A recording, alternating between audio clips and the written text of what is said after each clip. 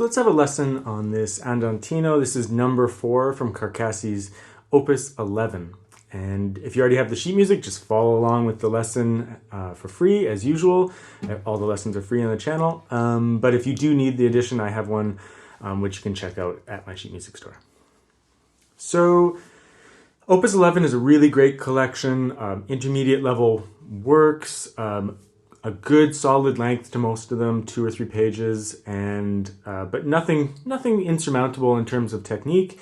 And this piece in particular, nothing too much in the way. There's not even any barré in this particular work. Nice set of little variations. You know, you have a nice theme at the beginning, and then he gives you that same theme in triplets and then later in 16th notes. But there's also some intervening and contrasting sections as well. So that's really nice.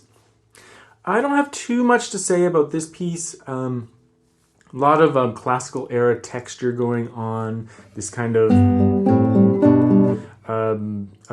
you know, 3-voice figure. You have like a little melody.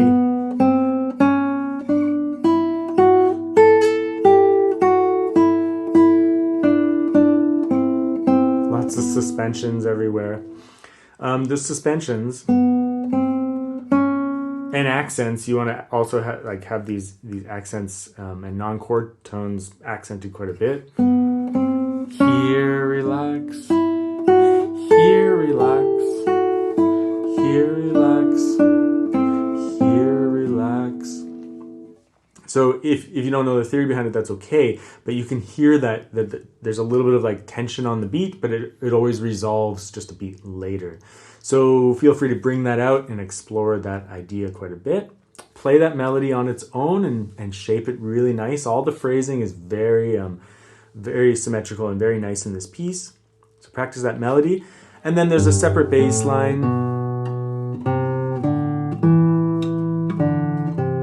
So you could try that out on its own as well, just to kind of get a feel for that. And then just all this accompaniment G and D's. Just very soft with the index finger, keeping it nice and subdued. You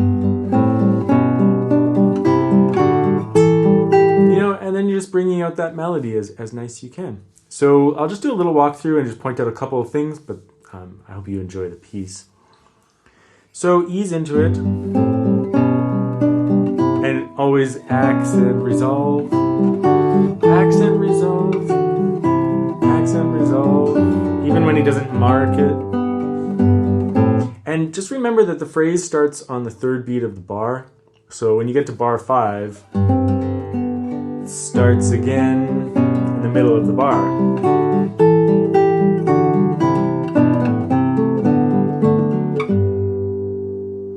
And then again in bar 9, it starts in the middle of the bar. It's funny that he puts some dynamic markings here. When he put accents before, it's the same basic idea though, that your accent, relax, a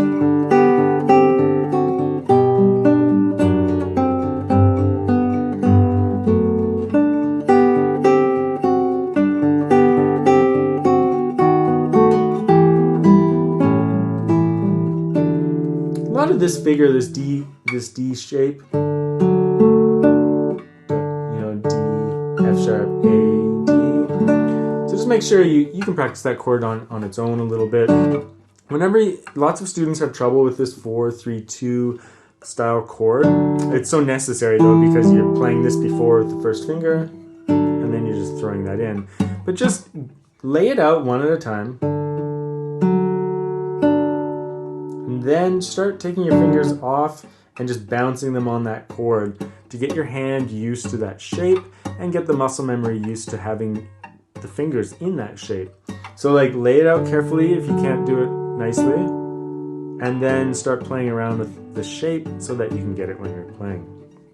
Okay, and then at bar 17 here, we have the same theme again, but it's in triplets now and a little softer. And just keep in mind some of my fingering. I use my 2nd finger on C, that way 1 and 3 can get the next bar. So just follow the fingering, and you're always trying to anticipate what's coming next.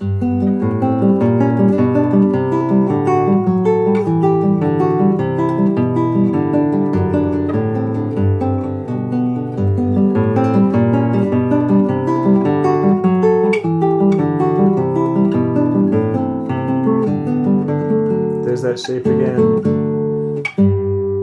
And then a little contrasting like interruption, which is very welcome here. Kind of like feels like a static section, almost like a reset until here. I mean, this is all the same material as before to some extent, but a little different. Nice harmonies there. And then you have the theme again, but in 16th notes.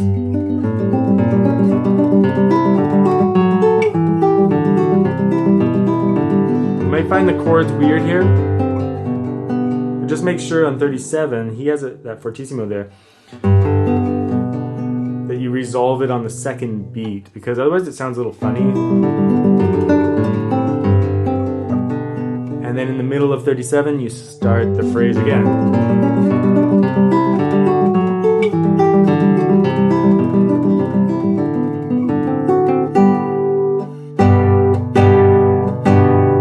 That final chord, I'm playing the top 3 strings with I, M, A, and then sweeping my thumb over all the bass strings. You might feel weird, but just get used to that sweeping motion, as if you're playing it as one string, right?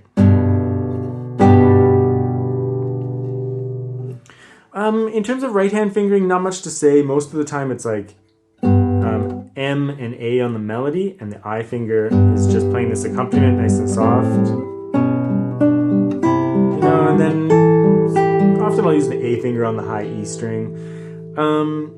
When you get to bar 9, I don't always, I'm not totally consistent, but most of the time I'm using like I, M, A, I, M, A, and then you're just back to normal playing. Sometimes I'll repeat a finger though, like M, because you have a bass note in between. And then the rest of the time it's really straightforward. It's just like P, M, I for a long time. And same thing on the other section here around 27, 28, 29 in the middle of the bar there. I and then M, A. I, M, A. And then the 16th notes. It's just P, I, M, I.